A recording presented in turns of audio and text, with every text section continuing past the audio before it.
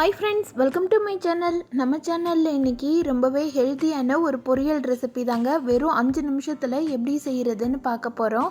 இந்த காயில் பார்த்திங்கன்னா vitamin A, B, C மட்டும் இல்லைங்க, நார் சத்தும் ஜாஸ்தியாக இருக்குது. இதெல்லாம் இருக்கிறதுனால கண் பார்வைக்கும் ரொம்பவே நல்லது. கை கால் வலியும் குறையும்.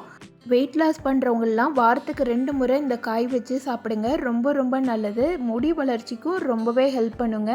வாங்க இந்த டேஸ்டான ஹெல்த்தியான பொரியலை எப்படி செய்கிறதுன்னு பார்க்கலாம். இந்த பொரியல் செய்கிறதுக்கு நான் இன்றைக்கி ஒரு 300 கிராம் அளவு கேப்சிகம் எடுத்துருக்கிறேன். கேப்சிகத்தை நடுவில் இருக்கிற இந்த விதையையும் ஒரு ஒயிட் கலரில் ஸ்கின் மாதிரி ஃபார்ம் ஆகிருக்கும், அதையும் கட் பண்ணி எடுத்துருங்க. இந்த நரம்பு மாதிரி இருக்கிறதோட சேர்த்து போட்டிங்கன்னா காயோட டேஸ்ட்டு நல்லா இருக்காது.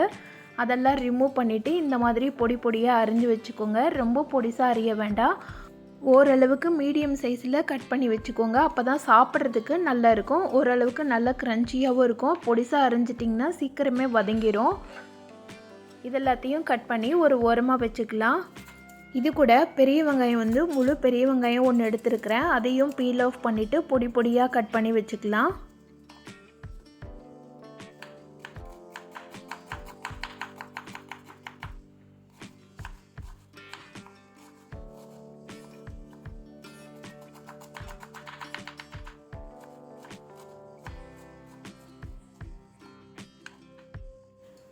கடாயில் 2லேருந்து 3 ஸ்பூன் அளவு எண்ணெய் சேர்த்துக்கலாம். எண்ணெய் சூடானதும் 1 ஸ்பூன் அளவு கடுகுளுந்த பருப்பு, ஒரு கொத்து கருவேப்பிலை போட்டு நல்லா பொரிய விட்டுடுங்க. கடுகும் கருவேப்பிலையும் பொரிஞ்சு வந்தோடனே 1.5 ஸ்பூன் அளவு கடலைப்பருப்பு சேர்த்துக்கலாம்.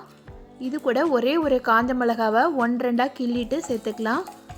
லோ ஃப்ளேமில் வச்சு கடலைப்பருப்பு லைட்டாக கோல்டன் கலர் வர வரைக்கும் வறுத்துக்கலாம்.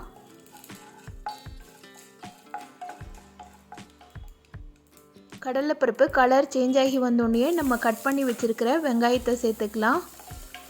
சேர்த்துட்டு ஒரு நிமிஷத்துக்கு நல்லா வதக்கி விட்டுடுங்க. வெங்காயம் கண்ணாடி பதம் வர வரைக்கும் வதங்கி வந்தோடனே நம்ம நறுக்கி வச்சுருக்கிற குடமிளகாவை சேர்த்துக்கலாம்.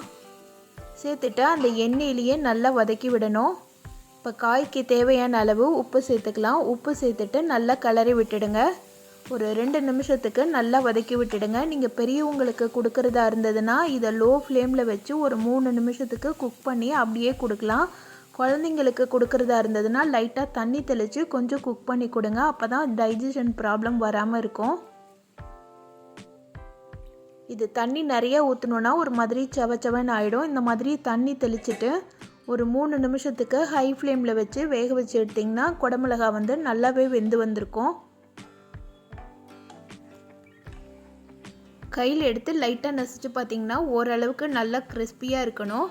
அதாவது ஃபுல்லாக நசிஞ்சிடக்கூடாது. அந்த மாதிரி பார்த்து குக் பண்ணி எடுத்துக்கோங்க. இது கூட துருவின தேங்காய் ஒரு கைப்பிடி அளவு தேங்காய் எடுத்து வச்சுருக்கிறேன். அதையும் சேர்த்துக்கலாம். சேர்த்துட்டு ஒரு நிமிஷத்துக்கு நல்லா பரட்டி விட்டுடுங்க. தேங்காயோட பச்சை வாசனை போகிற வரைக்கும் நல்லா கிளறி விட்டுடுங்க. கிளறிட்டு ஒரு மூடி போட்டு ஒரு நிமிஷத்துக்கு மட்டும் மூடி வைங்க. இதோட குக்கிங் டைம் பார்த்திங்கன்னா ஓவராலாக ஒரு 5 நிமிஷத்துக்குள்ளேயே குக் பண்ணி முடிச்சிடலாங்க. இந்த காயில் பார்த்திங்கன்னா ஏகப்பட்ட ஹெல்த் பெனிஃபிட்ஸ் இருக்குது.